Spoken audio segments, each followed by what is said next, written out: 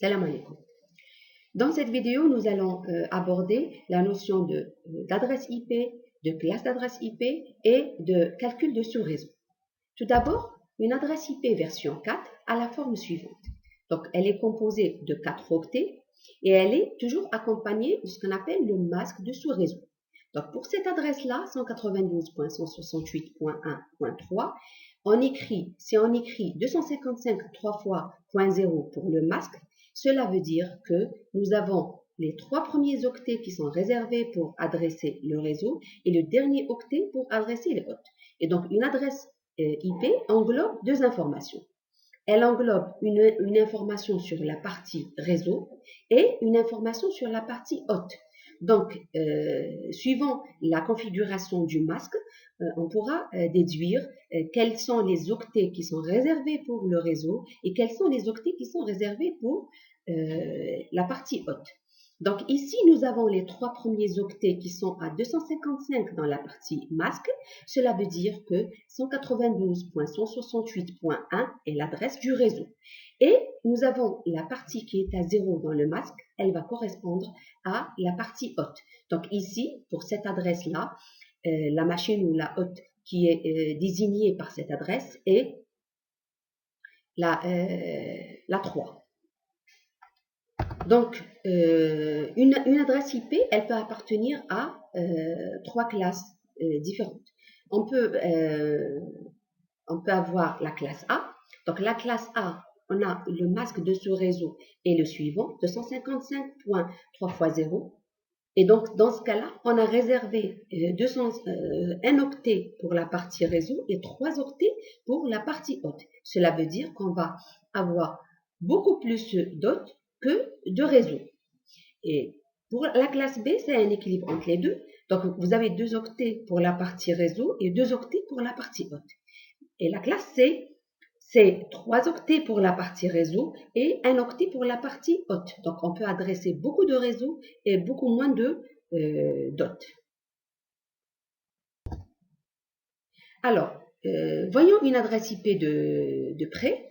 Donc, une adresse IP, c'est, comme j'ai dit, c'est 4 octets, et bien sûr, version 4. Donc, c'est 4 octets. Donc, si on écrit ces octets-là en binaire, voilà ce qu'on obtient pour la partie masque de ce réseau. Donc, vous avez les 255 qui se traduisent par une série de 1. Donc, 255, c'est 8 fois 1.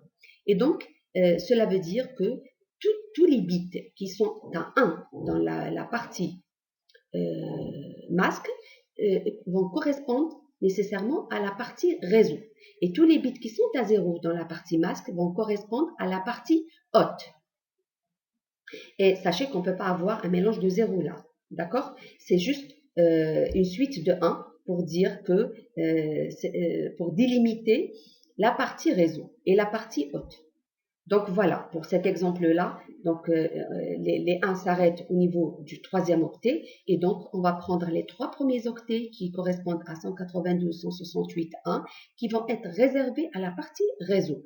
Et le dernier octet dans lequel on a les 0 dans la partie masque correspondent à la partie hôte, c'est donc là, pour cette adresse-là, on désigne la partie hôte, ici est désignée par 1. Que peut-on déduire d'une adresse IP? Donc, comme on l'avait dit, une adresse IP, elle englobe des informations sur le réseau et sur la partie hôte. Donc, on peut tirer plusieurs informations, entre autres, l'adresse du réseau, l'adresse de diffusion, la plage d'adresse valide, etc. Donc, pour avoir l'adresse du réseau à partir d'une adresse IP, il suffit de mettre tous les bits de la partie hôte à 0. C'est-à-dire, je vais venir vers ces X-là qui se trouvent dans le dernier octet, je vais les mettre tous à 0. Et à partir de là, la partie réseau étant 192.168.1, donc si je mets 8 0, j'obtiens 0. Et donc là, c'est celle-là l'adresse de mon réseau. Et bien sûr, à cela, je rajoute le masque. Donc, le masque, d'habitude, on l'écrit comme étant 3 fois 255.0. Sachez qu'il y a une autre notation en slash, on appelle la notation en slash 24. À quoi correspond le 24 ici? il correspond tout simplement au nombre de bits réservés pour la partie réseau. Sachant que là, nous avons 3 octets pour la partie réseau, 3 octets, chaque octet contenant 8 bits, donc j'obtiens 3 fois 8 qui donne 24. La deuxième information que je pourrais tirer à partir d'une adresse IP, c'est l'adresse de diffusion ou de broadcast. Cette adresse, c'est une adresse qui permet d'atteindre, d'envoyer une diffusion, c'est-à-dire un message à tout le monde. Tout le monde veut dire toutes les interfaces qui sont connectées à mon réseau, donc qui ont la même adresse réseau. Donc, pour avoir cette adresse de diffusion, il suffit de mettre tous les bits de la partie haute à 1. C'est-à-dire, je vais venir vers les X qui sont là dans la partie haute et je vais placer 8 1 successifs. 8 1 successifs en binaire me donne la valeur 255 en décimale. Et donc, l'adresse de diffusion pour cet exemple-là sera, bien sûr, 192.168.1.255/24. Sachez que ces deux adresses-là, l'adresse réseau et l'adresse de diffusion, sont des adresses réservées. Donc, on n'a pas le droit de les utiliser pour adresser les hôtes de mon réseau ou les interfaces qui appartiennent à mon réseau. Donc, à partir de là, on arrive au nombre total de bits d'hôtes. Le nombre total de bits, c'est clair. Comme on a réservé un octet pour la partie haute, un octet, c'est 8 bits. Et donc, là, le nombre de bits de la partie haute, c'est 8. Et là, comme on a 8 bits, chaque bit pouvant avoir deux valeurs 0 et 1. Donc, le nombre de possibilités de machines que je pourrais adresser avec un octet, bien sûr, est égal à 2 à la puissance 8. Donc, 2 à la puissance 8 hôtes possibles, mais sachez qu'il faudrait enlever l'adresse, la première possibilité qui est l'adresse du réseau et la dernière possibilité qui est l'adresse de diffusion. Et donc, dans ce cas-là, on peut dire que le nombre d'hôtes possibles pour cette adresse-là, c'est 2 à la puissance 8 moins 2 qui donne 254. La dernière information qu'on pourra tirer à partir d'une adresse IP, là, c'est la plage d'adresses valides. La plage d'adresses valides, ce sont l'ensemble des valeurs ou l'ensemble d'adresses possibles que je pourrais attribuer aux interfaces appartenant à mon réseau. Donc ici, la première adresse étant 192.168.1.0, qui est l'adresse du réseau. Comme je n'ai pas le droit de l'utiliser pour adresser mes hôtes, qu'est-ce que je vais faire? Je vais aller à la prochaine adresse. La prochaine adresse, c'est 192.168.1.1, bien sûr, /24 pour dire 3 fois 255.0. Et je peux aller jusqu'à l'avant-dernière adresse. Pourquoi l'avant-dernière? Parce que la dernière adresse, c'est tout simplement l'adresse de diffusion qui est la 255. Je n'ai pas le droit de l'utiliser et donc je vais m'arrêter à l'adresse 254, toujours /24. On passe maintenant au calcul de sous-réseau ou le subnetting. Alors, supposons qu'on a une entreprise qui a 2 ou 3 services composés chacun de 10 postes de travail. Donc, en plus de cela, il ne faudrait pas que les utilisateurs du service X aient accès aux données des utilisateurs du service Y, par exemple. Pour des raisons de sécurité, il serait judicieux de créer 2 ou 3 réseaux différents. Mettre ces machines-là dans des LAN différents. Maintenant, si on veut créer un LAN, on va choisir la classe correspondante, c'est-à-dire la classe A, la classe B, la classe C. Maintenant, avec 10 postes de travail, la classe la plus appropriée, c'est la classe C, parce que c'est celle qui offre le moins de postes possible. Mais on aura toujours des adresses gaspillées, c'est-à-dire avec la classe C, on peut adresser 254 machines, alors que dans mon LAN là, du service par exemple X, je vais avoir 10 adresses qui seront utilisées par ces utilisateurs et le reste des adresses, donc les 244 adresses, seront libres. Et donc là, on a gaspillé ces adresses-là. En plus de cela, si je dois mettre les 3 services dans le même, je leur donne la même adresse réseau, donc ils auront la possibilité de se voir parce qu'ils feront partie du même réseau local. Donc pour des mesures de sécurité et d'optimalité, on a introduit la notion de sous-réseau.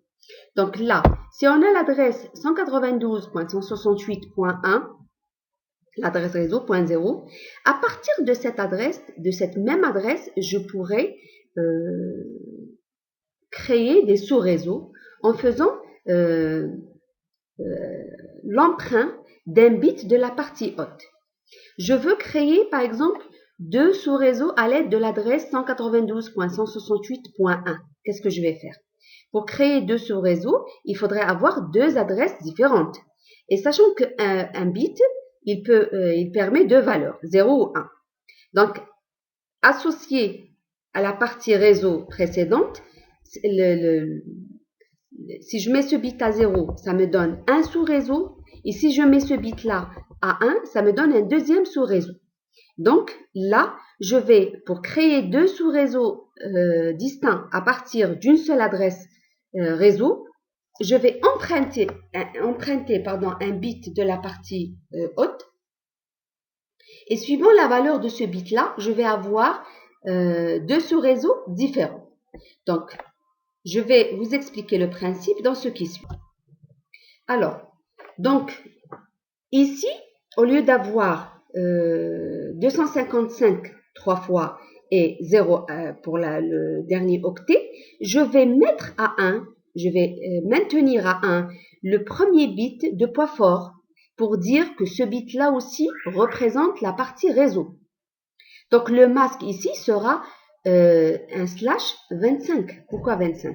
Parce que vous avez les 3 premiers octets qui sont à 1, donc 24 bits. En plus de cela, l'octet qui a été emprunté de la partie haute qui va être rajouté aux 24 bits qui me donne slash 25. Donc, à partir de là, si je mets ce bit-là dans l'adresse A0, ça me donne le premier sous-réseau. Et si je le mets à 1, ça me donne le deuxième sous-réseau.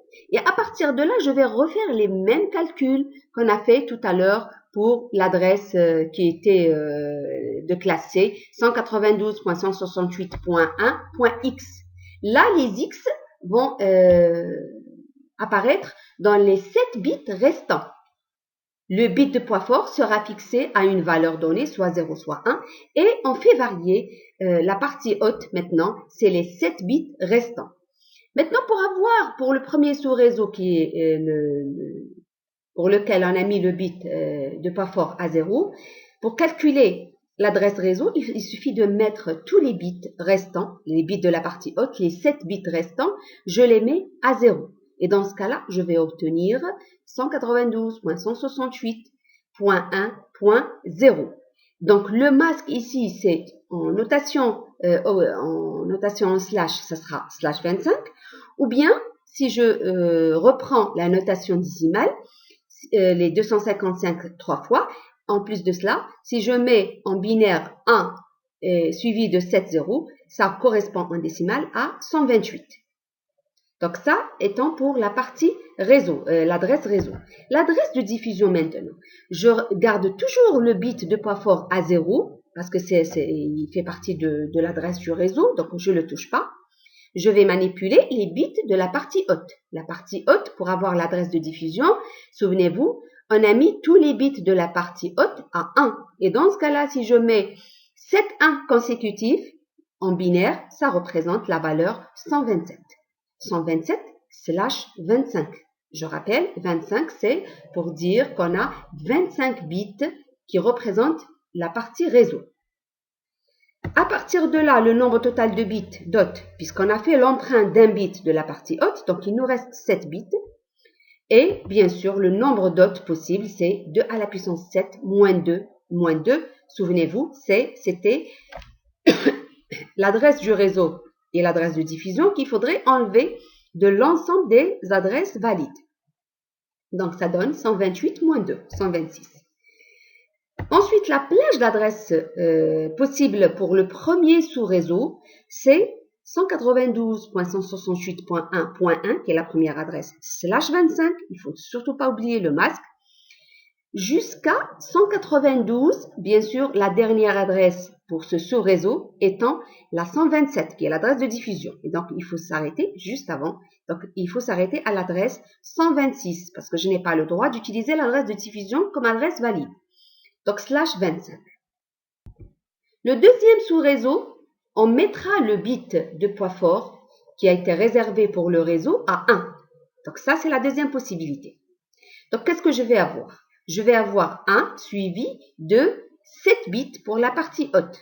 Donc, 25 bits pour la partie réseau et 7 bits pour la partie haute. Même processus, pour avoir l'adresse réseau, il faut mettre tous les bits de la partie haute à 0. Et dans ce cas-là, si je mets des 0 à la place de ces X-là, qu'est-ce que je vais avoir? Je vais avoir 1 suivi de 7 0. Et 1 suivi de 7 0, ce n'est rien d'autre en décimale que la valeur 128, donc toujours /25, ça étant l'adresse réseau du deuxième sous-réseau auquel on a mis le bit emprunté à 1. Ensuite, l'adresse de diffusion, là, on doit mettre tous les bits de la partie haute à 1. Et donc, une suite de 1, donc le 1 qui est réservé pour le réseau, suivi de 7 bits à 1 pour l'adresse de diffusion, ça donne la valeur 255. Toujours /25. Là, le nombre total de bits, c'est toujours 7. Et le nombre d'hôtes possibles, c'est toujours 2 à la puissance 7 moins 2. Moins 2, c'est, on enlève les adresses réservées, réseau et diffusion. La dernière information qu'on pourra tirer, c'est la plage d'adresse valide. La plage d'adresse valide, c'est 192.168. La première adresse valide, c'est celle qui vient juste après l'adresse du réseau. Ici, l'adresse du réseau étant 128. Et donc, la prochaine adresse valide, c'est 129. Et comme l'adresse de diffusion, c'est 255, il faudrait s'arrêter juste avant. Et donc, on s'arrête à 254. Le masque, c'est toujours /25. 25 bits réservés pour le réseau, ou bien je peux dire que c'est 255 3 fois, point 128. Dans l'exemple précédent, nous avons créé 2 sous-réseaux à partir d'une adresse réseau unique. Cela correspond à 2 LAN différents. Supposons maintenant qu'on veut créer 3 ou 4 LAN à partir d'une même adresse réseau. La solution consiste à faire quoi? La solution consiste à emprunter le nombre nécessaire de bits suffisant pour adresser ces différents LAN. Donc, un bit permet de créer 2 sous-réseaux parce qu'il peut prendre 2 valeurs, 0 ou 1. Pour pouvoir créer 3 réseaux, 3 LAN ou 4 LAN, là, on est obligé d'augmenter le nombre de bits. Donc, 2 bits en binaire peuvent correspondre à 4 possibilités. 2 bits, ils peuvent prendre les différentes valeurs qui sont 0, 0, 0, 1, 1, 0 et 1, 1. Avec ces 4 possibilités, je peux adresser 4 sous-réseaux différents. Si je veux par exemple créer 5 sous-réseaux, là, il suffit d'aller encore emprunter un 3e bit dans la partie haute. Et donc, au lieu d'avoir 4 possibilités, je vais avoir 8 possibilités dans ce cas-là. Donc, suivant le besoin, on va emprunter le nombre de bits nécessaires. Et à vous après de faire les calculs nécessaires qu'on a fait précédemment, entre autres le calcul d'adresse, le calcul de l'adresse du réseau pour chacun de ces sous-réseaux, le calcul de l'adresse de diffusion et surtout définir la plage d'adresse valide. Parce que c'est là où on va utiliser les adresses pour adresser les différentes interfaces de mes différents LAN. Donc, si je prends l'exemple de l'empreinte de 2 bits qui correspond à 4 sous-réseaux différents, voici les calculs que je vais avoir. Donc, pour le premier sous-réseau, je mettrai les 2 bits de poids fort à 0, 0. Et donc, je vais faire les calculs, comme tout à l'heure, Donc, ça sera l'adresse réseau, c'est 192.168.1.0. Et là, le slash, c'est le masque, c'est slash 26. Pourquoi 26? Parce qu'on a emprunté 2 bits en plus des 24 bits de la classe C. Donc, 24 plus 2, ça donne 26. Donc, on s'arrête. Donc, là, il suffit juste de faire les calculs binaires. On s'arrête à 63. Donc, l'adresse de diffusion, c'est 63. Et donc, la plage d'adresse pour le valide pour le premier sous-réseau, ça sera de 1 jusqu'à 62. De même, pour le deuxième sous-réseau, dans lequel on mettra les 2 bits à la valeur 0,1, je vais avoir 64 comme étant l'adresse du réseau et 127 l'adresse de diffusion. La plage, c'est de 65 à 126. Et ainsi de suite pour les 2 sous-réseaux restants. Et donc, avec cela, quelle que soit la configuration, il suffit juste de définir la partie réseau et de prendre la partie haute et faire varier, mais en mettant des 0 partout pour l'adresse du réseau et des 1 partout pour l'adresse de diffusion. Et ce qui se trouve entre les deux valeurs, c'est la plage d'adresse valide.